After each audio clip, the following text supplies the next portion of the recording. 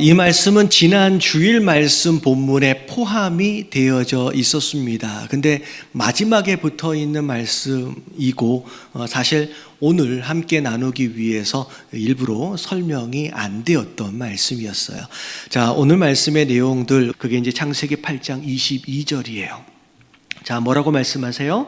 땅이 있을 동안에는 심음과 거둠, 추위와 더위와 여름과 겨울과 낮과 밤이 쉬지 아니할 것이다.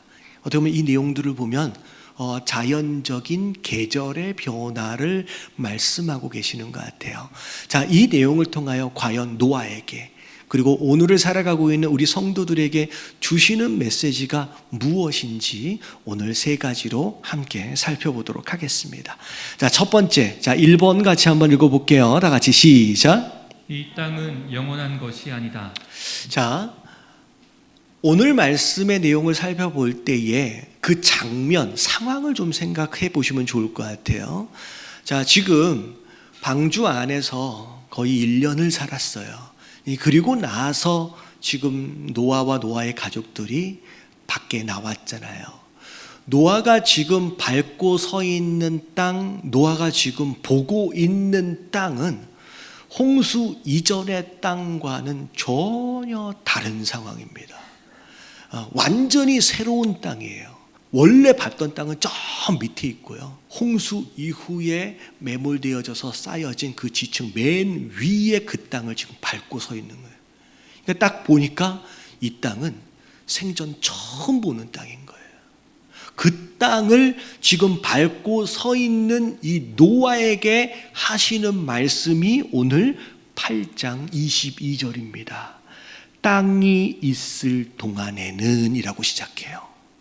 여러분, 이 표현을 원어로 다시 풀어서 정리를 해보면 이렇게 설명이 됩니다. 다 같이 읽어볼게요. 시작. 땅의 모든 날이 아직 있을 때에 땅이 계속하는 한. 여러분, 이런 뜻이에요.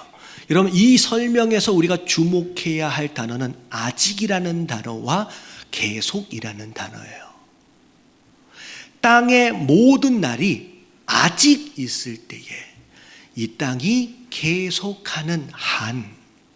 여러분, 이 설명에 어떤 의미가 내포되어져 있느냐? 자, 이런 거예요. 지금 네가 홍수 전에 그 땅 어떻게 됐어요? 다 사라져 버렸어요. 지금 보이지도 않아요. 그리고 지금 밟는 땅 완전히 새로운 땅이에요.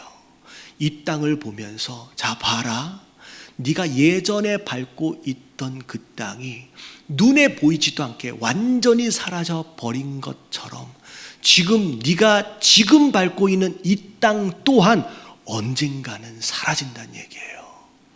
영원하지 않다는 얘기를 먼저 하나님이 하시는 거예요. 여러분, 그 땅이 지금 우리가 밟고 살고 있는 그 땅이에요. 다시 말하면 여러분, 우리가 밟고 우리가 보고 있는 이 땅도 영원한 것이 아니다라고 하는 거 여러분 깨달아지시길 주님의 이름으로 축원합니다.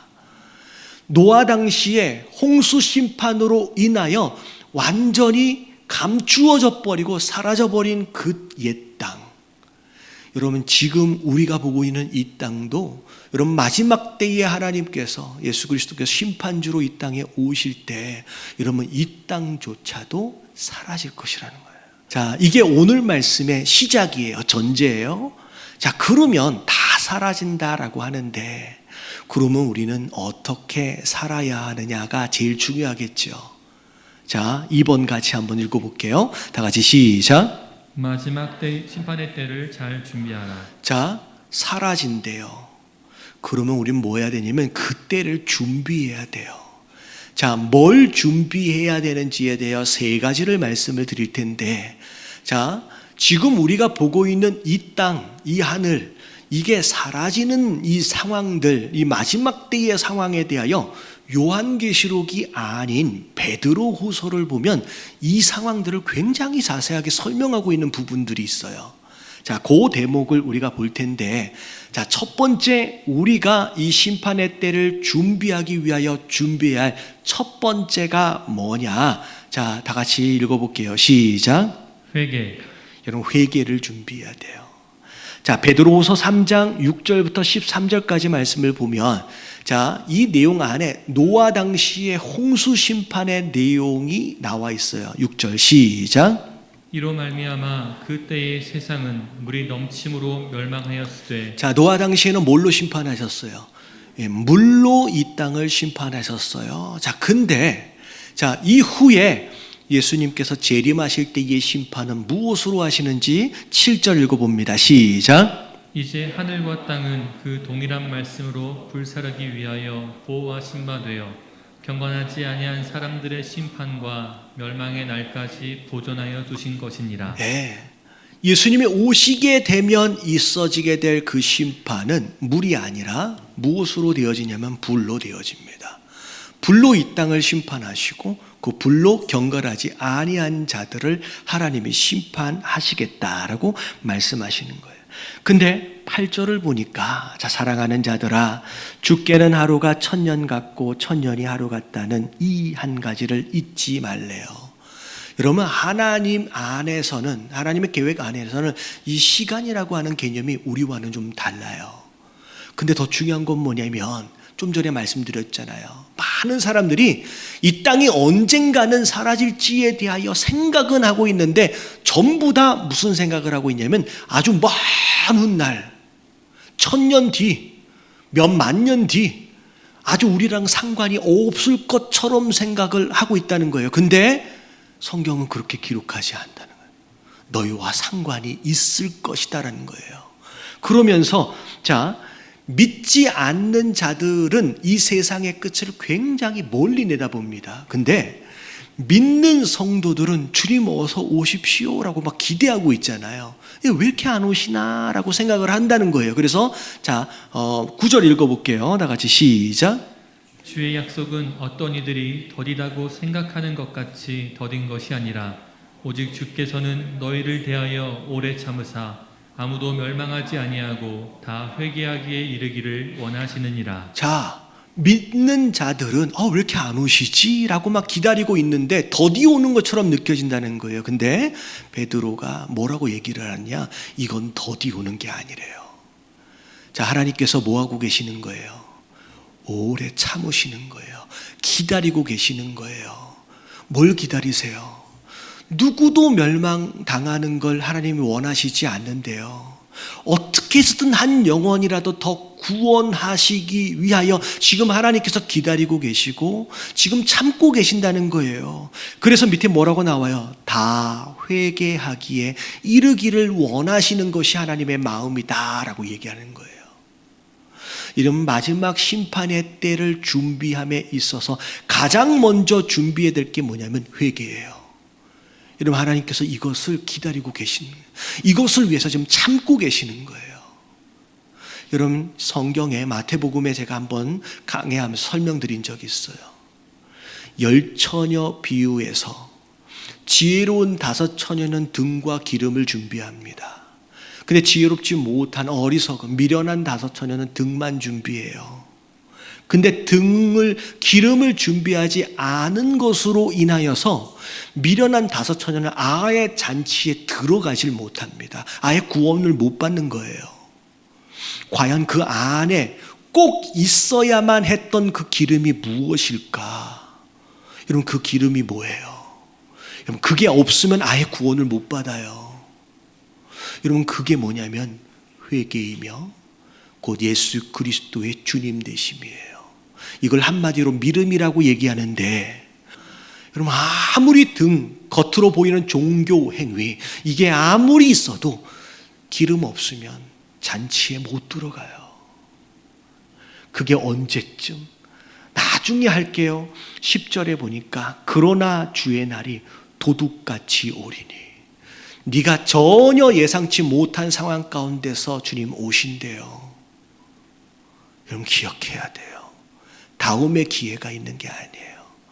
여러분, 깨달아지시길 주님의 이름으로 축원합니다.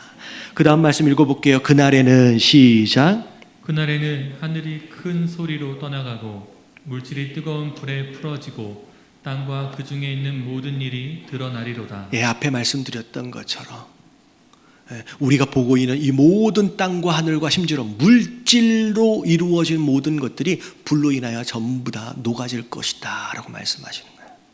자, 그리고 나서 두 번째 우리가 준비해야 할 것이 있어요. 자, 이게 뭐냐? 같이 한번 읽어볼게요. 시작. 거룩한 행실과 경건함. 자, 11절에 보니까 이 모든 것이 이렇게 풀어지리니 자, 너희가 어떠한 사람이 되어야 마땅하냐라고 물어보시는 거예요.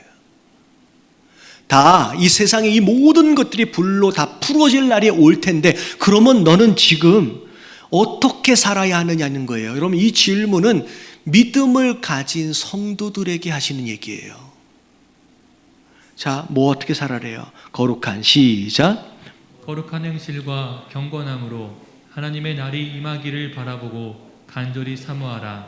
그날에 하늘이 불에 타서 풀어지고 물질이 뜨거운 불에 녹아지려니와. 자, 구원받고 난 뒤에 회개하고 예수 그리스도의 주님 되심이 내 마음 가운데 들어온 다음에는 이제 어떻게 살아야 되느냐?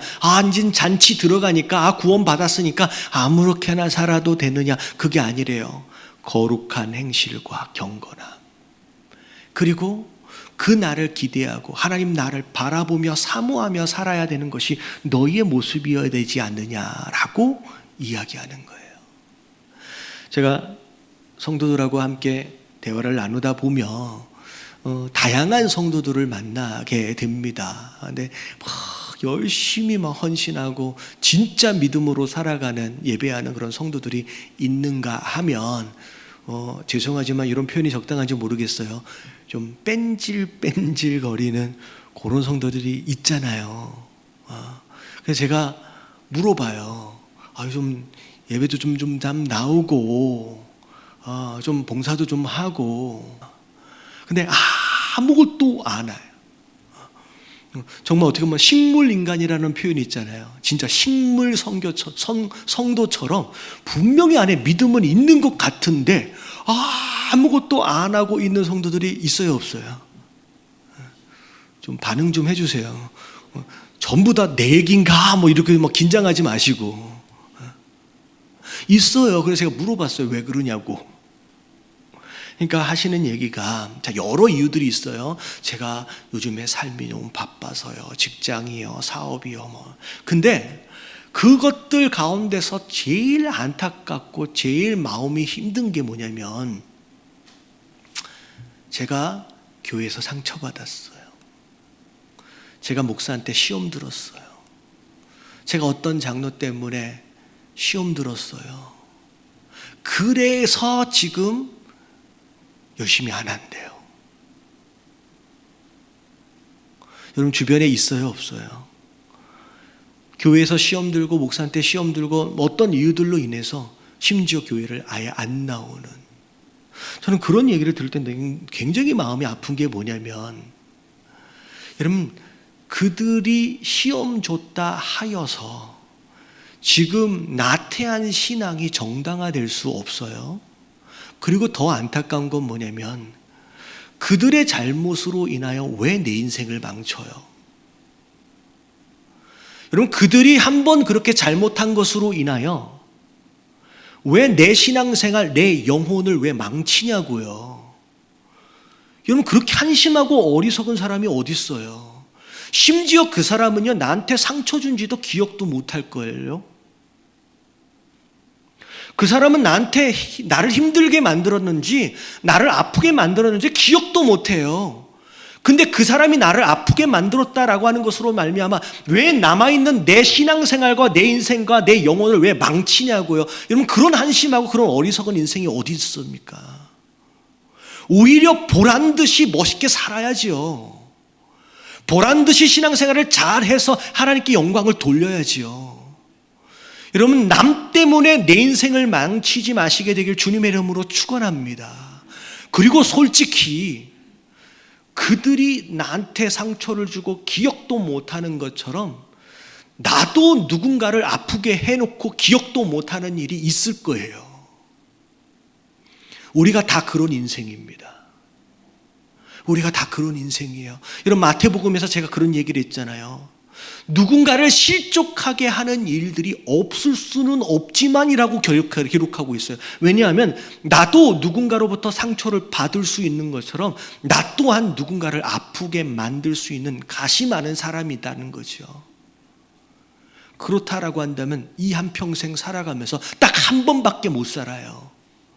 근데 누군가가 나를 힘들게 만들었다고 시험 줬다고 그 하나로 인하여 내 평생의 신앙생활을, 이 귀한 신앙생활을 이런 망치는 어리석은 자들 되지 마시길 주님의 이름으로 축원합니다. 제가 그런 말씀 드렸잖아요. 영원히 살아가야 할 저 세상이 더 중요할까?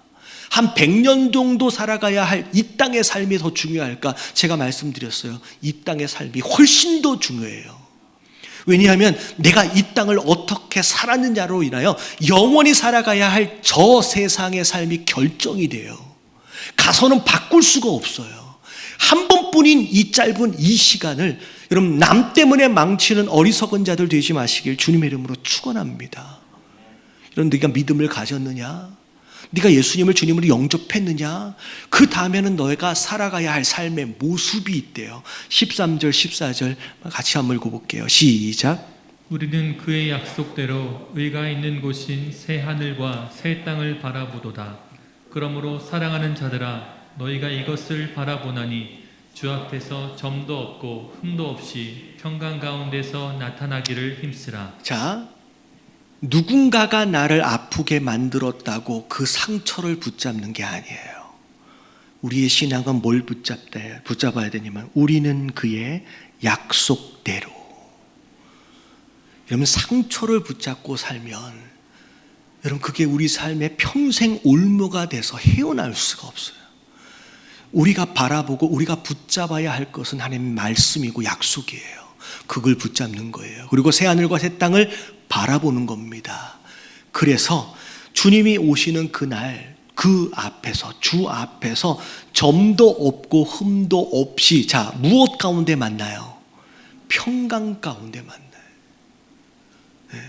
주님 오시는데 시험 준비 하나도 안 해놓고 시험 치르게 되는 학생들처럼 두렵고 떨리는 마음이 아니라 평소에 준비 잘 해놔서 평안한 마음으로 주님을 맞이할 수 있는 그런 성도들 되어지시길 주님의 이름으로 축원합니다. 그리고 마지막 세 번째 준비해야 될 게 뭐냐면 다 같이 읽어봅니다. 시작. 추수할 것.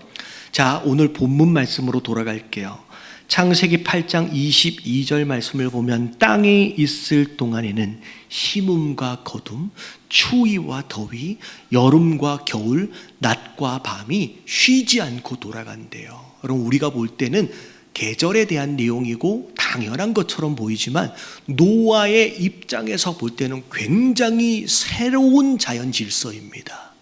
왜냐하면 하나님께서 처음 만드셨을 때의 세상과 홍수 이후의 세상은 아예 달라요.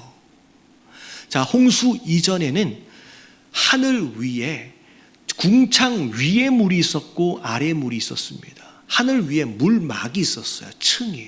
그래서 태양으로부터 오는 모든 안 좋은 광선들은 전부 다 차단이 됐을 뿐만 아니라 물층을 지나서 들어오는 태양의 열기로 인하여 지구 전체가 따뜻하게 전체가 거의 비슷하게 데워져 있었어요.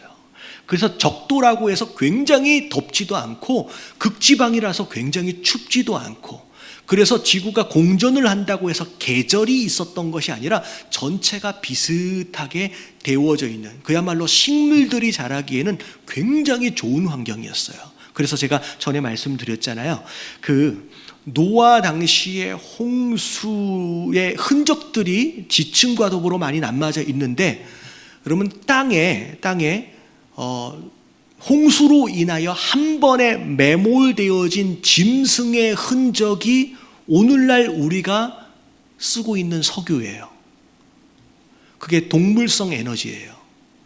그래서 한 번에 그 많은 동물들이 한꺼번에 매몰이 됨으로 말미암아 석유가 만들어진 거고 그리고 많은 식물들이 한 번에 매몰되어짐의 흔적이 석탄입니다. 근데 이 석탄이 얼마나 많이 매장되어 있는지를 계산을 해보니까 오늘날 우리 지구의 모든 식물들이 한 번에 매장되어진다고 해도 그 양의 몇십 배가 지금 매장되어 있는 석탄의 양이래요. 이게 말을 되게 번복으로 했는데 죄송합니다. 그 얘기는 노아 이전의 생태계는 우리의 현재의 생태계하고 비교할 수 없을 정도로 식물들이 진짜로 잘 자랄 수 있는 그런 환경이었어요. 추위가 없었어요. 겨울이 없었어요. 1년 365일 따뜻하게 식물들이 계속 자랄 수 있게끔 그 환경이었어요. 근데 위에 있는 물층이 딱 쏟아져 내려버림으로 말미암아 이제 어느 순간 갑자기 더워지고 어느 순간 갑자기 추워지는 계절이 생깁니다. 여러분, 이게 그 얘기예요. 너는 이제 모르겠지? 이제 계절이 생길 거야. 갑자기 추워지기도 하고 갑자기 더워지기도 하고 그런 일들이 이제 있을 거야 라고 이제 말씀하시는 거예요. 근데 중요한 건 뭐냐면 계절과 더불어 중간에 뭐라고 나오냐면 심음과 거둠을 얘기하고 있어요. 다시 말하면 계절 안에서 이제 노아의 홍수 이후에는 심어야 할 때가 따로 있고요, 거두어야 할 때가 따로 생긴다는 거예요. 여러분, 이 심음과 거둠의 때를 아는 것이 지혜인 줄로 믿습니다. 여러분, 자연 안에서 심어야 할 때가 있고 거두어야 할 때가 있는 것처럼 우리 인생 안에서도 심어야 할 때가 있고 거두어야 할 때가 있어요. 여러분, 그걸 아는 게 지혜예요. 그래서 송구영신 예배 때마다 항상 등장하는 말씀 시편 90편 12절 같이 한번 읽어볼게요. 다 같이 시작. 우리에게 우리날 계수함을 가르치사 지혜로운 마음을 얻게 하소서. 여러분, 뭐가 지혜냐? 때를 아는 게 지혜예요. 여러분, 우리의 인생의 때에 여러분 씨앗을 뿌릴 수 있는 봄의 계절을 허락하실 때가 있어요.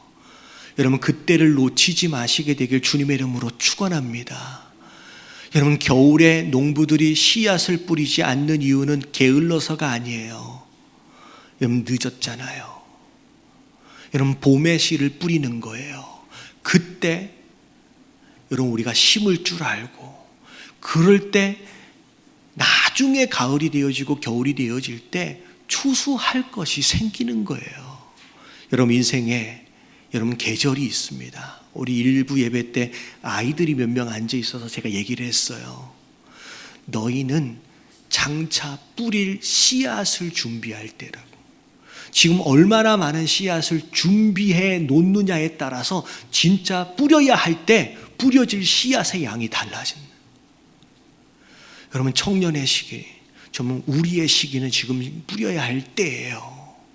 그래야 거둘 때가 돼요.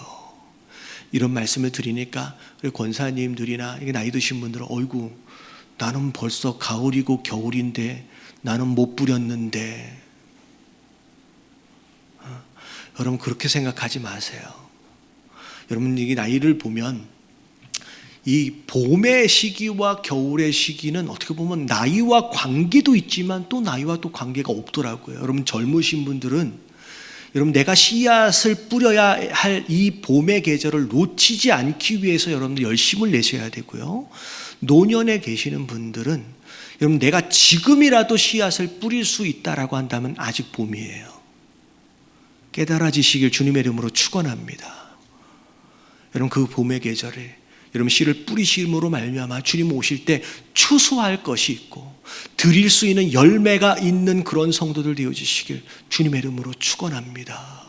내가 어떻게 죽지? 내가 병 걸려서 죽으면 어떻게 하지? 몸이 조금 아파니까 막 그럼 그럴 때가 아니에요. 여러분, 그럴 때가 아니에요. 여러분, 열매를 준비하시고 여러분, 정말로 예수님 딱 만났을 때 정말 기쁨으로 숙제 다 해가지고 가는 학생들의 마음이 있잖아요. 여기 있어요 라고. 사실은 부끄럽지만, 주신 은혜에 비하면 부끄럽지만 여기 그래도 여기 준비했습니다 라고 주님을 평안하게 만나실 수 있는 저와 여러분들 되시길 주님의 이름으로 축원합니다.